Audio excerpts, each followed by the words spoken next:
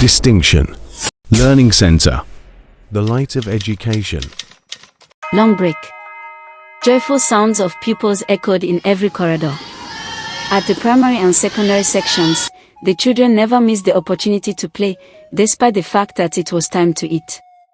It was also a time when Principal Bipo and teachers on duty moved around to ensure there was no dangerous play, as one or two students had broken an arm or the other in the past. Mrs. Ibiden Glush had just uploaded her lunch. She escaped into a room in her spacious office for a little rest. This getaway was a top secret. Very few people in the academic community of about 1,500 students and staff knew about. Yet, if the privileged few knew she had time out in any room, none really understood why. They never knew the health condition that plagued her buttocks, leaving her with a peppery pain whenever she sat for long. She had been to doctors within and outside the country. She had, in the course of over 30 years living with the condition, explored spiritual and traditional interventions, all to no avail. She, therefore, learned to live with it, especially as it did not immobilize her. Minutes later, she chose to alter her schedule a little by taking a walk around the surroundings. And she, in the end, thanked her stars that she did. The MD decided, a little instinctively, to exploit the opportunity to inspect a piece of land that Stardom had acquired 2 years before. That was some 5 minutes away from the back gate of the school. As she approached the gate, the two security men manning it stood at attention, with one hurriedly opening it as she gestured them to do so. Both made a move to accompany her out, but she asked one of them to remain at their duty post. On getting to her destination, she found that although the property remained fenced as the management had left it, about half of the 3 plots were filled with cars of different brands. They were not new, but it was obvious to Stardom's big woman that they were in use, and that some people were using the place as a parking lot. "Our staff park here, Ma," the guard, Jumbo, said to save the MD from confusion. "Which staff?" she asked, unable to hide her shock. "Our teachers and other staff."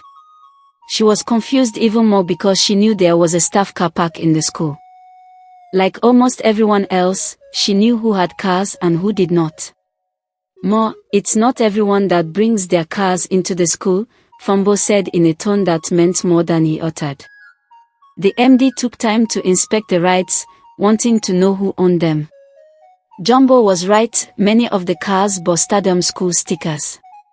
So, many of her staff were hiding their cars from management, she thought.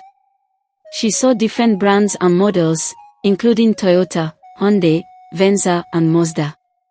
She even saw the big Toyota some drivers called Mosa. The MD skipped a breath and shook her head self-pityingly. There were even 2 buses at the far right of the park. One was white, while the other wore the ubiquitous Lagos yellow color.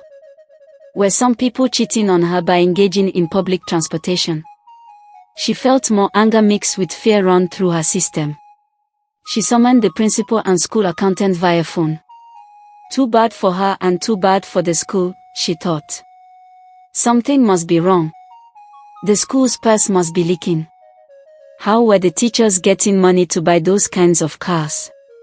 She further wondered as she surveyed the park again. "Afternoon, madam," the accountant said as he arrived. "Accountant, what is happening in this school?" the MD asked. "Great things, madam." "Accountant, I didn't call you for a motivational speech. What is happening? How safe is this school? How safe is our money?"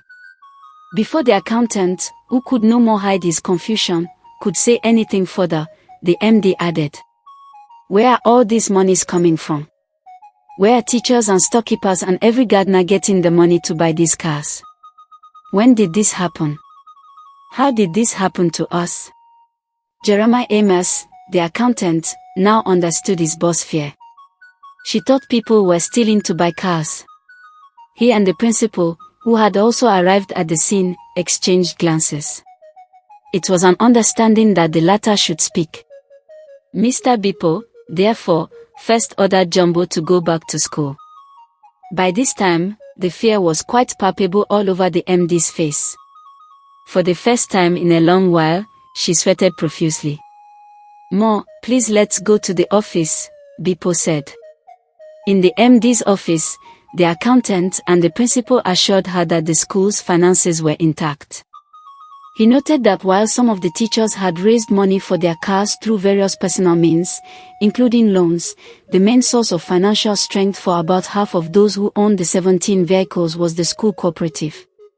According to the two principal officers, a good number of the members of staff were taking loans, which they had also been duly paying back.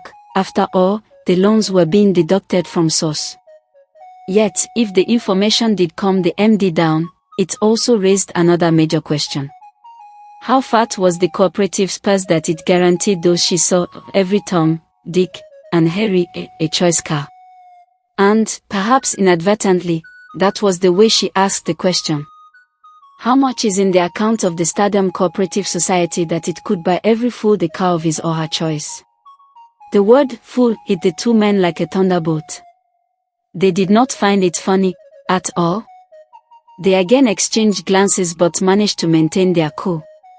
Bippo was happy that neither the VP nor the physics teacher was at the meeting. Neither might have been able to stay mute in the circumstance, based on their extroverted profiles. The following day, she called a meeting of the board of directors, all members of the same family, the chairman, Chief Mrs. Sole Beo, who was the MD's mother, Martins Beo, a non-executive director, and Oi Beo, the last born, who was the board secretary. Not willing to take any chances, the MD asked for details of the cooperative society's account from the accountant and the principal. In the purse was N95 million, while over N50 million had been loaned out.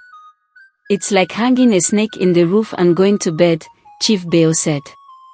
"What if the staff rebel and jointly established their own school with the money? They would have stolen our brand, ideals, and every other thing about us." The board weighed the threat and unanimously reached a decision, which guided the cooperative ever since. No staff member could borrow more than N250,000. Also, all loan requests had to be approved by the MD, and the management must be duly informed about the cooperative's elections.